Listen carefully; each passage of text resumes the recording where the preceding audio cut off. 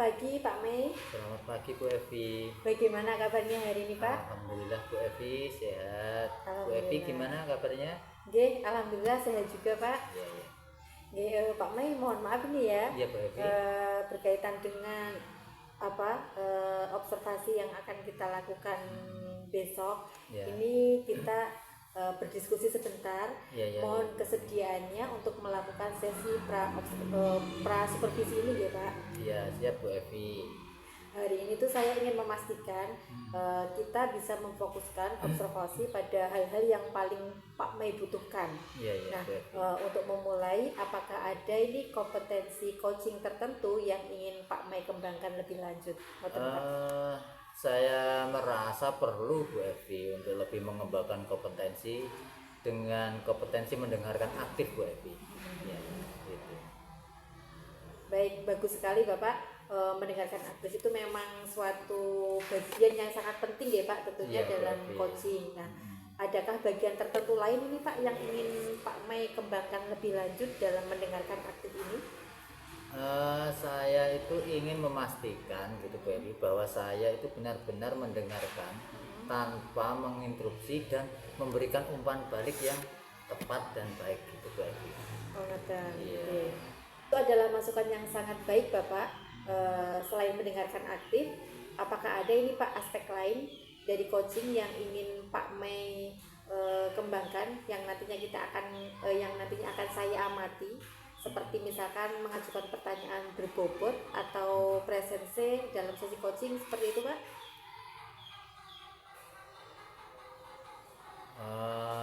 Mungkin ya Bu Evi ya. Mungkin juga dengan mengajukan pertanyaan berbobot gitu kan, karena saya merasa itu bisa membantu saya lebih dalam mendampingi uji gitu Bu Evi. Betul. Iya. Sangat bagus Bapak. Iya. Nah, sekarang ini harapan Pak Mei sendiri apa ini dari sesi observasi nantinya? Hasil seperti apa yang Pak Mei ingin capai ketika kita itu melakukan observasi dan sesi feedback nantinya Pak?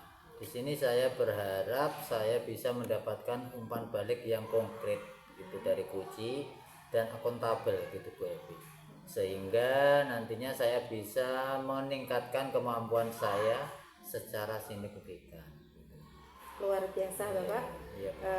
Hasil yang konkret itu memang sangat penting ya Pak. Nah, selanjutnya ini Bapak ingin menggunakan hasil observasi ini untuk pengembangan profesional Bapak ke depannya nih? Iya Bu Evi. Betul. Saya ingin menjadikan hasil ini sebagai dasar untuk latihan lebih lebih lanjut, dan mungkin juga sebagai bahan refleksi gitu Bu Evi. Dan bahan refleksi dalam sesi coaching saya untuk berikutnya. Iya. Pak Mei, apakah pernah melakukan latihan ini sebelumnya terkait dengan teknik mendengarkan aktif ini, Bapak? Iya pernah Bu Evi, pernah. Di sini setelah latihan itu saya mendapatkan umpan balik yang mengatakan bahwa saya itu sudah cukup baik, seperti itu. Tetapi masih perlu ada yang saya perbaiki mungkin ya. Itu seperti mungkin di intonasi saya gitu, saat memberikan respon kepada puji gitu. Oke, baik. Ya. Terima kasih Pak Mei sudah mau berbagi. Berikutnya ini Bapak, bagaimana nih kesiapan Pak Mei sendiri untuk menerima umpan balik yang nantinya akan saya berikan ketika kita sudah selesai observasi Bapak? Saya sangat siap Bu Evi dan terbuka untuk umpan balik tersebut. Sangat baik. Ya. Terima kasih Pak. Terakhir ya Pak, Ya. ini ada hal lain nggak yang Pak Mei atau yang mau Pak Mei sampaikan atau yang harus saya ketahui nih Pak sebelum nantinya Pak Mei melakukan proses coaching nanti? Sepertinya tidak ada ya Bu Evi ya. Saya rasa semua sudah cukup jelas gitu. Bagus. Terima kasih nih Pak Mei. Saya rasa kita sudah siap untuk melanjutkan ke sesi observasi nggih. Iya. Mari kita fokus pada kompetensi mendengarkan aktif yang tadi Pak Mei sudah utarakan lebih dulu ya, bahwa Pak Mei ingin fokus pada kompetensi mendengarkan aktif dan mengajukan pertanyaan tertulis. Ya, Seperti siap. itu ya Pak? Ya, iya Bu Oke. Evi. Terima kasih Bapak atas keterbukaannya. Kita akan mulai sesi observasi besok ya Bapak. Ya, siap Bu Evi ya. Terima kasih Bapak, sampai ketemu. Ya, sampai ketemu Bu Evi.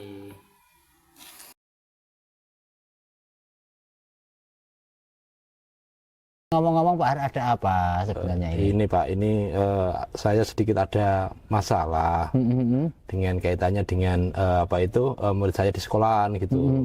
Jadi saya ingin sharing Pak kepada Pak Mai sama Bu Evi. Mungkin nanti setelah sharing ini pikiran saya bisa pelong gitu Pak. Oh, gitu. Karena sebentar lagi kan anak-anak mau masuk sekolah. Gitu. Lalu bagaimana? Ada apa dengan di sekolah Pak Har? Selama ini saya ingin ngajar di SD. Iya. Ngajar di SD dan kebetulan ini kemarin ya karena setelah habis itu kan itu liburan. Kemarin itu anak-anak saya ini SD ini istilahnya dalam tata krama sopan santunnya ini sangat berkurang sekali. Iya. Jadi mereka ini tidak membedakan antara guru, orang tua dan teman. Jadi kalau istilah orang Jawa itu toto kromone itu kurang. Unggah-ungguhnya kurang ya, betul. gitu. Jadi mestinya dengan guru itu juga kalau dengan bahasa Jawa juga harus pakai bahasa Jawa yang halus. Misalkan disapa gitu Bu, tapi akhir-akhir ini mungkin kita tidak tahu ya perkembangan zaman dan bagaimana itu anak-anak kalau disapa misalkan dipanggil gurunya misalkan nang sini biar baik ya Pak. Nah, tidak ada tata keramanya sopan santunnya. Harusnya kan nggih Pak, kan seperti itu nggih. Misalkan itu ketemu gurunya, meski ini kalau orang Jawa itu kan sedikit agak sopan gitu, misalkan menundukkan kepala, kemudian bahasanya seperti itu. Iya. Jadi misalkan kita sebagai guru ini ngomong ngoko istilahnya, juga dia ikut ngoko seperti itu. Jadi mestinya kan sebagai orang Jawa itu ya juga harus dia itu mempunyai tata krama itu Pak. Itu yang yang terkadang bikin pusing saya ini sebagai guru. Nah, dan setelah ini kan 1 minggu lagi ini kan anak-anak sudah masuk. Nah, harapan saya ini anak-anak nanti bisa saya bisa memberi contoh, memperlakukan mereka dan juga sebaliknya seperti itu Pak. Jadi oh ya, begitu ya Pak Har ya. Ya memang ya Pak Har ya. Mungkin nggak di sekolah Pak Har atau di sekolah saya ataupun di sekolah Bu Evi mungkin yang tingkatannya lebih tinggi. Itu memang kalau dirasakan itu seperti itu Pak. Jadi unggah-ungguh toto kromo anak ini kurang gitu. Jadi dia menganggap dia berbicara dengan orang yang lebih tua dalam arti kita itu sebagai gurunya. Itu dianggap itu seperti teman biasa gitu Pak. Betul. Di sini saya pernah waktu itu pembelajaran olahraga gitu Pak. Saya kan gitu. Saya menyuruh anak itu melakukan melakukan gerakan praktek lari dalam waktu itu. Di situ memang cuacanya kan agak panas gitu kan Pak. Terutama ya anak perempuan kan gitu ya. Saya suruh untuk mempraktekkan suatu gerakan dalam lari gitu kan. Itu bilangnya itu ya seperti acuh nggak acuh gitu Pak, enteng. Rasa-rasa Pak panas. Nah, seperti itu kan.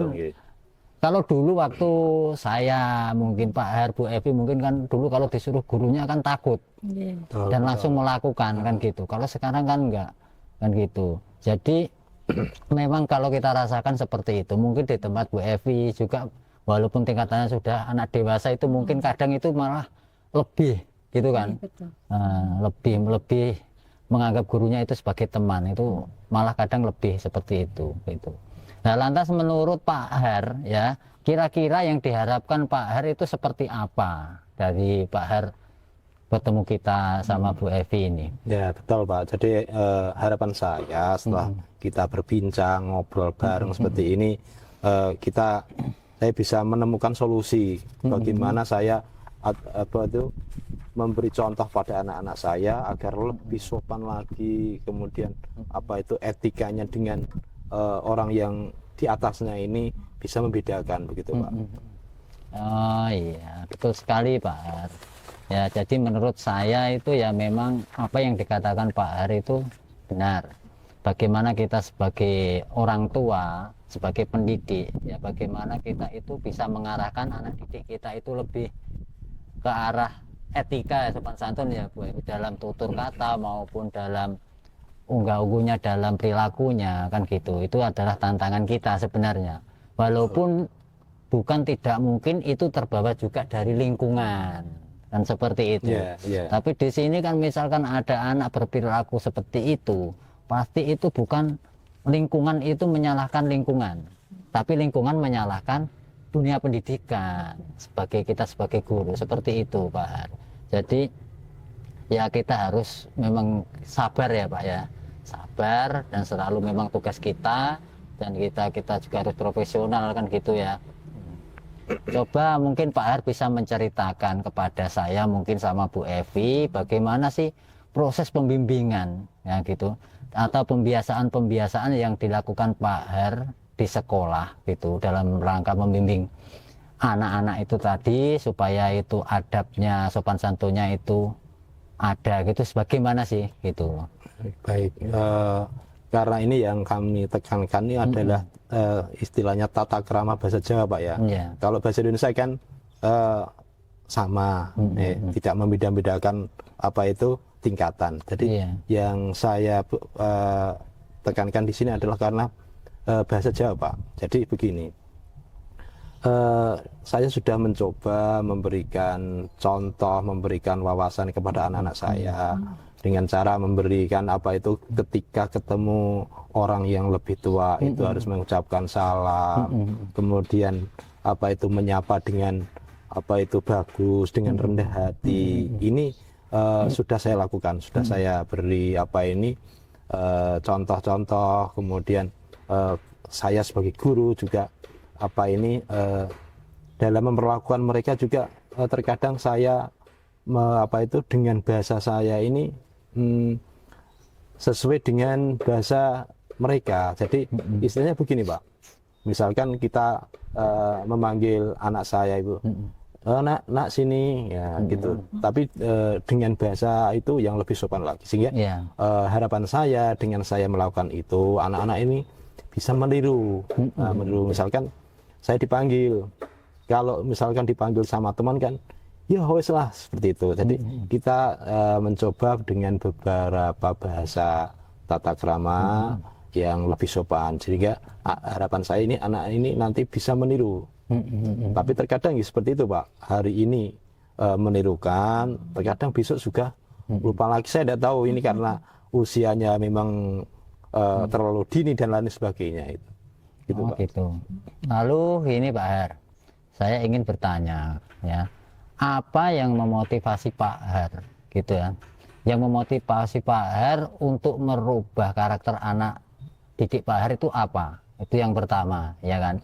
Yang kedua, bagaimana sih cara mengubah perilaku menurut Pak Har gitu kan, sehingga unggah-ungguh dan tata keramanya itu terbentuk gitu loh gitu.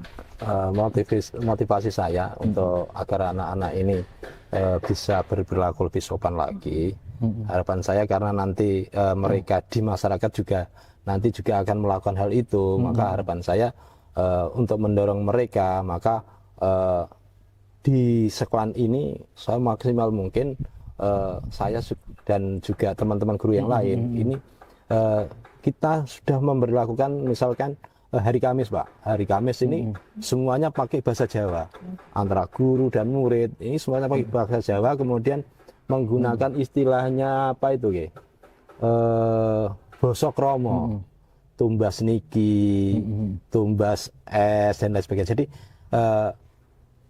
kita sudah membuat satu program, jadi kita pakai 1 minggu sekali, khususnya hari Kamis ini semuanya dari pagi sampai pulang kita semua menggunakan bahasa Jawa. Betul. Tidak boleh menggunakan bahasa Indonesia. Kalau bahasa Indonesia kan semuanya sudah bisa Pak. Ya. Gitu. Kemudian apa itu agar anak ini lebih meningkat lagi, ya memang dengan contoh-contoh semacam itu Pak. Ya, saya sependapat ya Bu Evi dengan Pak Har tadi. Memang kita ya secara umum gitu kan, kita itu harus memberikan contoh nyata gitu kan. kita harus memberikan contoh nyata. Contoh nyata itu dari kita sendiri dulu, gitu. Mungkin kita dengan anak kita berbahasanya itu adalah contoh nyata. Saya sependapat sekali Pak Har, gitu. Nah, lalu apa yang ingin Pak Har lakukan ke depannya, gitu loh, di situ. Apakah langkah-langkah yang Pak Har ingin lakukan di kelas maupun di sekolah, gitu. Langkah saya yang selanjutnya, kepengen saya ini anak ini di sekolah, kemudian di masyarakat dengan orang tuanya ini juga melakukan bahasa-bahasa semacam itu Pak. Dengan bahasa apa ini tata krama. Istilahnya dalam orang saya tadi dikatakan dengan menggunakan bahasa Romo Alus atau seperti itu. Ya, betul sekali Pak Har ya. Saya setuju dengan yang disampaikan Pak Har bahwa kita perlu memberikan atau bimbingan tadi ya Bu Evi ya. Mungkin Bu Evi juga sama gitu kan. Mungkin malah kalau di tingkatan Bu Evi mungkin sudah ada gurunya yang khusus untuk bimbingan konseling gitu kan. Kalau di tingkat SD ya dari kita sendiri, dari guru kelas sendiri. Kalau SD kan seperti ini sih Pak.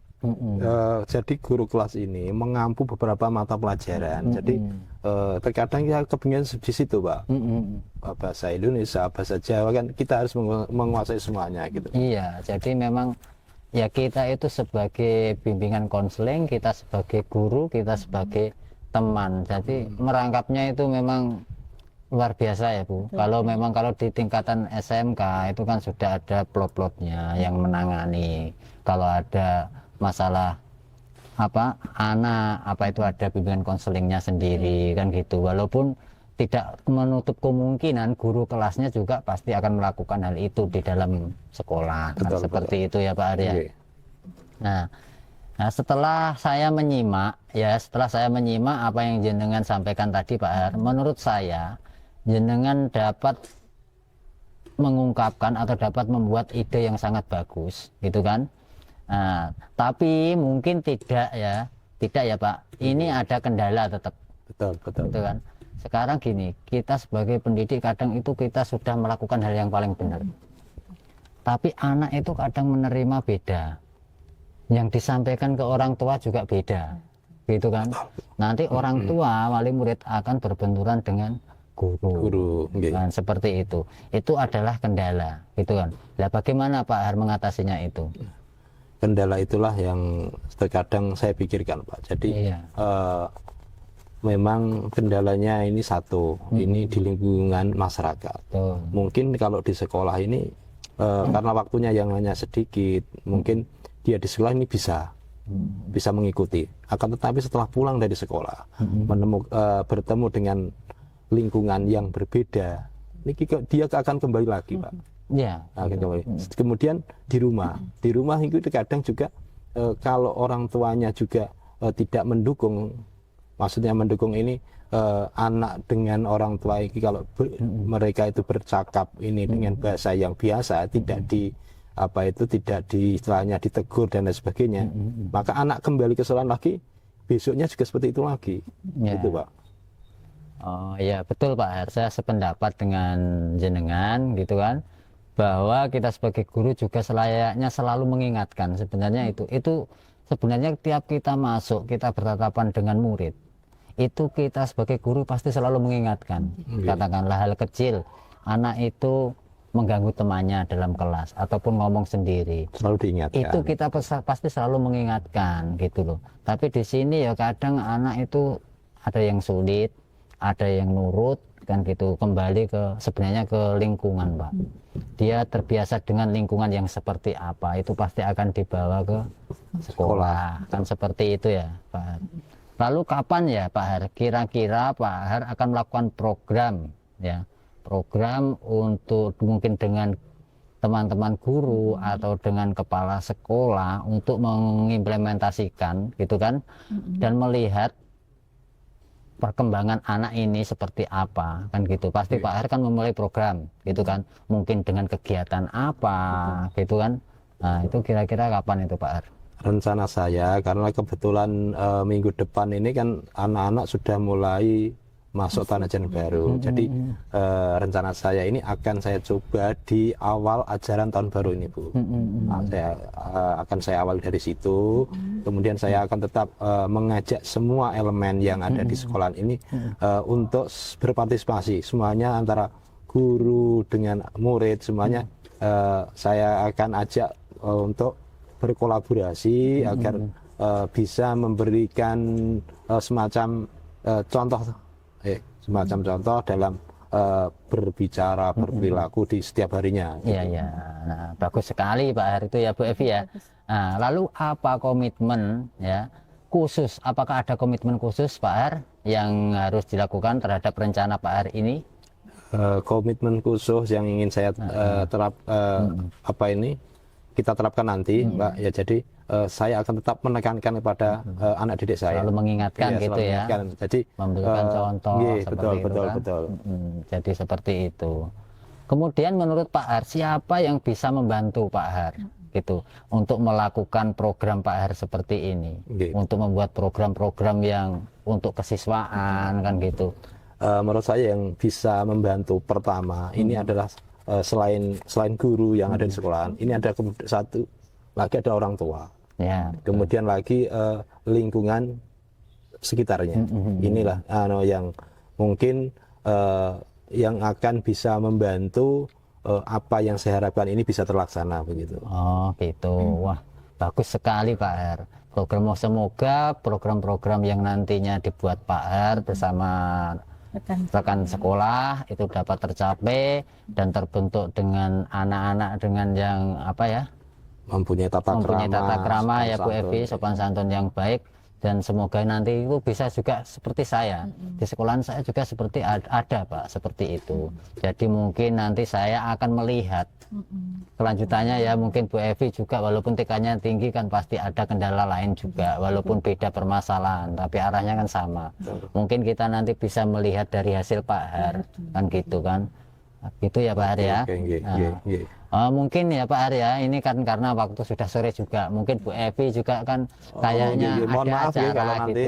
Jadi nanti lain waktu suatu mingguan atau pas kita ada acara bareng kita bertemu lagi ya Bu Evi ya. Kita ngobrol-ngobrol santai seperti ini gitu kan. Pengen dengar ceritanya Pak Har. Betul, pengen dengar ceritanya Pak Har. Mungkin nanti pas waktu kita ketemu tiba-tiba Bu Evi gantian yang ada permasalahan ataupun saya yang ada permasalahan kan. Jadi nanti kita sharing gitu ya Pak Har ya. Oke, terima kasih Pak Mai, Bu Evi yang sudah menerima saya, meluangkan waktunya sedikit. Iya, nggak apa-apa Pak Har, sama-sama. Mudah-mudahan apa ini saya sampaikan ini nanti bisa saya realisasikan di sekolahan saya dan juga di lingkungan murid-murid saya. Sekali lagi kami mengucapkan terima kasih pada jenengan berdua. Mohon maaf saya mengganggu waktunya. Enggak apa-apa Pak Har, sama-sama Pak Har.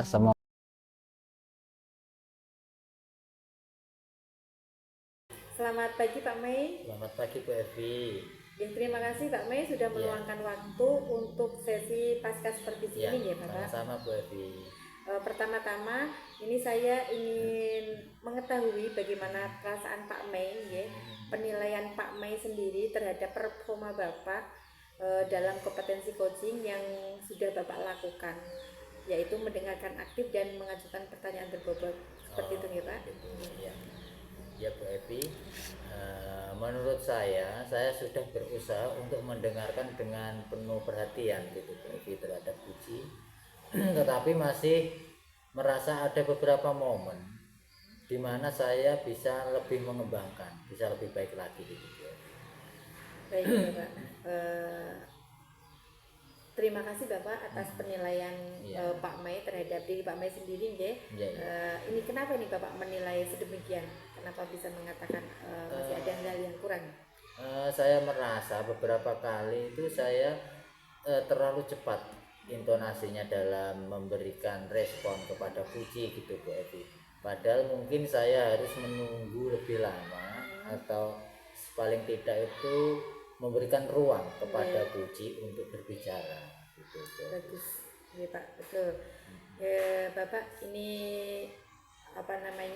boleh saya menyampaikan hasil pengamatan saya Bapak Ya. terkait dengan pengamatan yang sudah saya lakukan kemarin dari awal sampai akhir ya Bapak. Ya tentu Bu Evi, silakan Bu Evi. Oke.